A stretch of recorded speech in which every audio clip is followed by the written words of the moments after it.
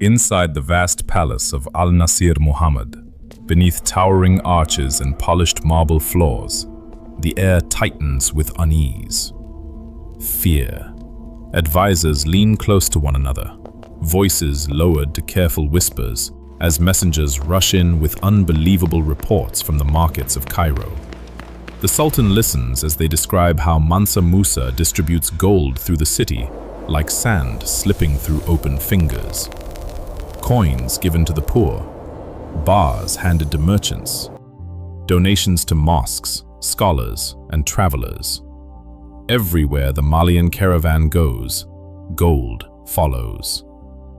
The Sultan sits silently on his throne, wondering whether this spectacle is an act of devotion or something far more calculated. Is this generosity, or a display of power so overwhelming it requires no army? Power recognizes power. Because if one man can bend an entire economy simply by opening his hand, what else could he bend? Threat. In the bustling markets of Cairo, traders begin to panic. Gold floods the city in such quantities that prices twist and warp like reflections in broken glass. What was once rare suddenly becomes common. To the merchants of Cairo, Musa is no longer a curious foreign ruler. He is disruption incarnate, a walking treasury, a king whose personal wealth dwarfs that of entire dynasties. And slowly, a realization spreads through the Sultan's court. A quiet, unsettling thought. If the Mali Empire ever desired the riches of the Mediterranean, it might not need to conquer them. It might simply buy them. The caravan leaves Cairo. Quiet. The endless line of camels stretches back into the desert like a river of shadows. Gold still hangs from saddles. Silk still ripples in the hot wind. Soldiers still march in perfect formation. But something has changed. Inside the mind of Mansa Musa, doubt. For weeks, the caravan moves east across the vast emptiness of the Sahara. The rhythm of hooves, the creaking of leather, the endless horizon. And Musa thinks. Power, gold, empire. Yet the memories of the cities he has seen refuse to leave him. In Cairo, he walked through streets that seemed to breathe knowledge. Scholars debated beneath shaded courtyards. Students copied ancient texts. Architects raised mosques that pierced the sky with elegant geometry. Now, as he journeys toward Mecca, those images grow even stronger. Because Mecca is something else entirely. Not just a holy city, a crossroads of civilizations. Musa completes the sacred pilgrimage of the Hajj, walking among thousands of believers who have traveled from every corner of the Islamic world. And in that sea of pilgrims, the richest man alive feels a strange discomfort rising inside him. His empire has gold, mountains of it. But gold cannot build universities. Gold cannot create scholars. Gold cannot shape a civilization. Realization. Power without culture fades. The desert wind moves across the caravan once more. And for the first time in years, the man whose wealth could shake economies feels something unexpected. The richest ruler on earth suddenly feels poor. On the long journey home, Mansa Musa passes once more through the gates of Cairo. But this time, he is not arriving as a spectacle, but he is arriving with purpose. Hunting. Not for land, not for gold. Ideas. The great markets of Cairo hum with life. Scholars debate beneath shaded arches. Poets recite verses in crowded courtyards. Architects sketch impossible structures into the dust with their sandals. Musa listens, watches, learns. And then he finds the man he has been searching for, Abu Ishaq al-Sahili. A great building must have a soul, drawn from the very earth it stands upon. Every line here is a future city. A traveler from Moorish Spain, a poet, an architect, a mind capable of transforming cities. Vision. Musa places an offer before him that few men in history could refuse. 200 kilograms of gold, vast lands along the Niger River, and the patronage of the richest ruler on the earth. legacy of Timbuktu. It shall be an honor without equal, Your Majesty. Musa no longer wants to be remembered merely as a king of wealth.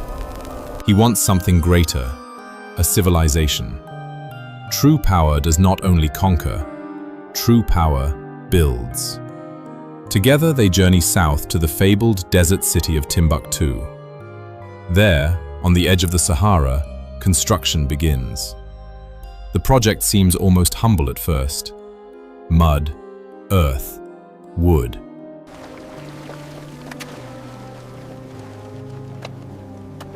Move the timber to the main wall! But in the hands of Al-Sahili, those simple materials rise into something extraordinary. The great Jingareba Mosque begins to take shape. Walls of packed earth, towering minarets, wooden beams stretching from sun-baked walls like ribs of a living structure. And slowly, something miraculous happens. The mosque becomes more than a place of prayer. It becomes a signal, a beacon across the Sahara. Scholars arrive from distant cities. Books arrive on camel caravans. Students gather beneath shaded courtyards. Knowledge arrives.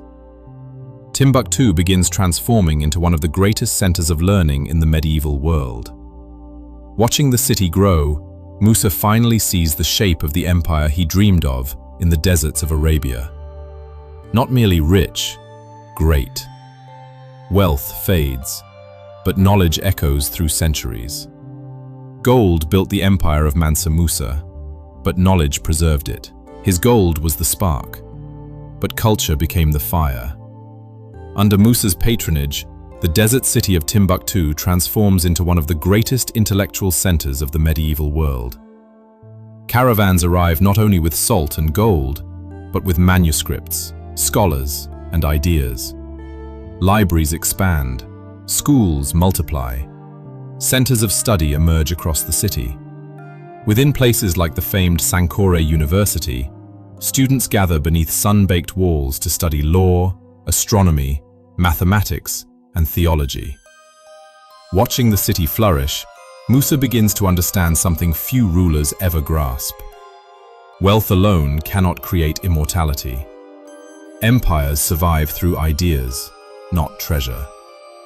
For a brief, brilliant moment in history, Africa becomes a center of learning. And beneath the desert sky, knowledge begins to outshine gold. In 1337, Musa dies. The empire he built loses its unifying force. His successors cannot control the machine he created. Systems built around individuals rarely survive them. Civil wars erupt, provinces break away, trade routes shift, gold mines run dry, and eventually, the once mighty Mali Empire collapses beneath the rising power of the Songhai Empire. But Musa's shadow refuses to fade. In 1375, European cartographers create a map called the Catalan Atlas. And there, sitting on a throne of gold, they draw a king holding a nugget the size of a fist. Mansa Musa, legend. His image spreads across Europe. Explorers begin dreaming of the golden city of Timbuktu. Myths move history as much as armies. Centuries later, explorers will cross the Sahara, searching for the wealth Musa made famous. Empires will rise, chasing the same gold. Colonial powers will redraw the continent. All because one king proved something extraordinary. That wealth can move markets. That generosity can shake empires. And that somewhere in history, a man once became so rich, he bent the world's economy around him. But another question remains. If gold built Mali, what destroyed it? And the answer lies in the story of another empire, rising from the ashes, waiting.